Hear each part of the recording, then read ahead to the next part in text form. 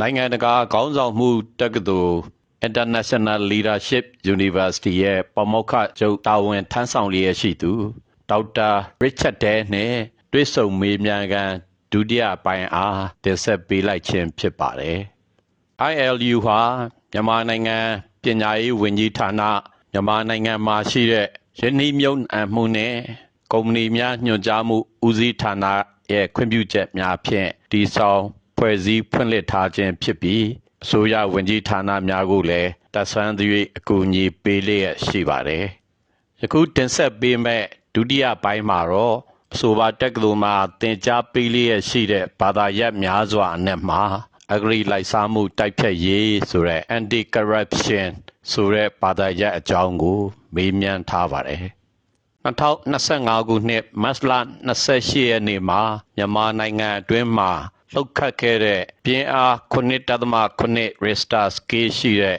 မန္တလေးအလင်းကြီးနောက်ဆက်တွဲဖြစ်မြန်မာနိုင်ငံမှာထိခိုက်သေးကျေမှုများပျက်စီးဆုံးရှုံးမှုများစွာရှိခဲ့ပါတယ်။အဆိုပါဆုံးရှုံးမှုများနဲ့အချို့သောပျက်စီးဆုံးရှုံးမှုများဟာအထူးသဖြင့်အဆောက်အဦများပြိုကျပျက်စီးခြင်းများဟာဆောက်လုပ်ထားတဲ့ဆောက်လုပ်ရေးနည်းပညာများအသုံးပြုထားတဲ့ဆောက်လုပ်ရေးပစ္စည်းများအရေးအသွေးအားနည်းမှုကြောင့်ဖြစ်ကြောင်းကိုလည်းလေ့လာတွေ့ရှိနိုင်ပါတယ်။ ILU မှာသင်ကြားပေးနေတဲ့ဘာသာရပ်များဟာမြန်မာနိုင်ငံအတွက်တအားအကျိုးရှိစေမဲ့ဘာသာရပ်များဖြစ်ပြီးသင်ကြားပုံသင်ကြားနည်းများကလေးသူငယ်များကျောင်းသားကျောင်းသူများပါကူဘွဲ့တန်းအထိသင်ကြားပေးနေသူများကိုအတွေးခေါ်ပိုင်းဆိုင်ရာတည်ထွင်ကြံစမှုစီကံလိုက်နာမှုကျင့်ဝတ်စီကံကောင်းမွန်မှုနိုင်ငံသားကောင်းပီသမှုများကိုလေ့ကျင့်သင်ကြားပေးလျက်ရှိနေပါတယ်။အဂရိလိုက်စားမှုတိုက်ဖျက်ရေးလုပ်ငန်းရပ်များဟာမည်သည့်နိုင်ငံအတွက်မဆိုအထူးအရေးကြီးလာတဲ့လုပ်ငန်းရပ်တစ်ခုဖြစ်ပြီးနိုင်ငံတော်ဖွံ့ဖြိုးတိုးတက်ရေးအတွက်စနစ်တကျနှင့်ထိရောက်စွာအကောင့်ထဲပေါ်နိုင်ရန်လိုအပ်ပါကြောင်းနှင့်ယခုတင်ဆက်ပေးလိုက်တဲ့ဒုတိယပိုင်းအစီအစဉ်ကလေးမှလည်းအများပြည်သူအတွက်အသိပညာအတွေးအမြင်တစ်ခုရရှိနိုင်မည်ဟုယုံကြည်မျှော်လင့်ပါကြောင်းတင်ဆက်အပ်ပါတယ်။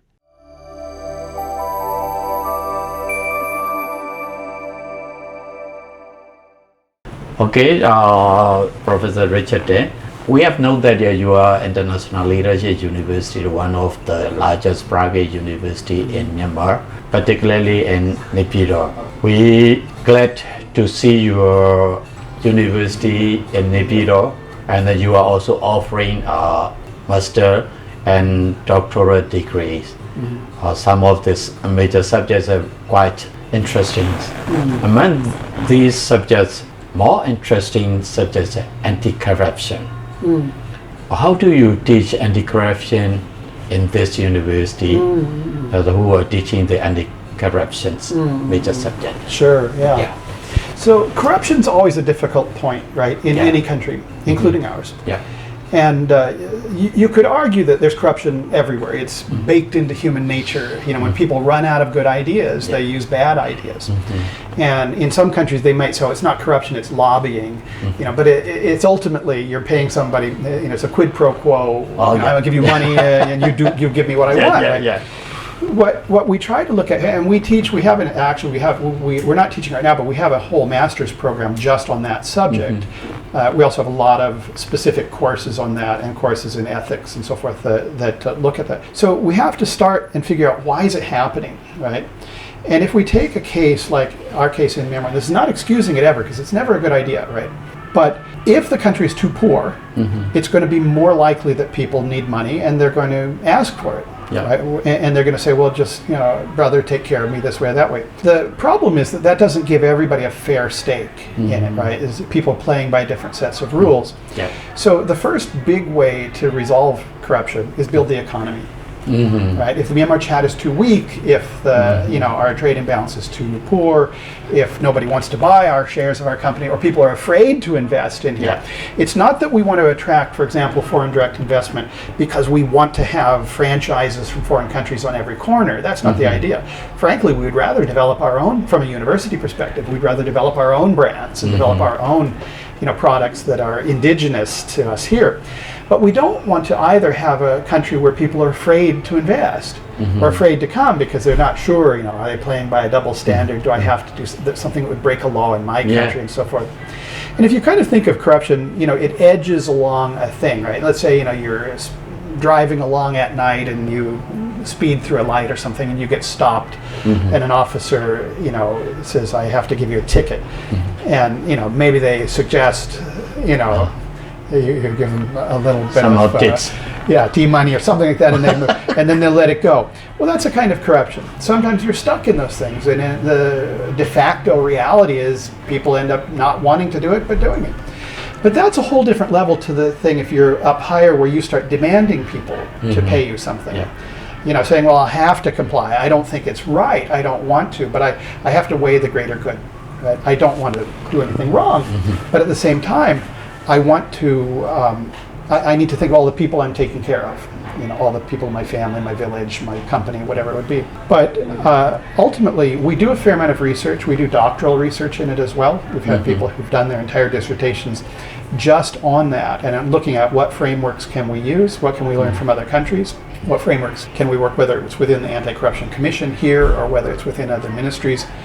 We've done a lot in the Ministry of Finance as well, looking at uncovering where are there corruptions and how do we fix them. And all of that just requires really smart people. I think that the good news is that I think most people's heart's in the right place. And nobody wants that because it ultimately makes us all poorer.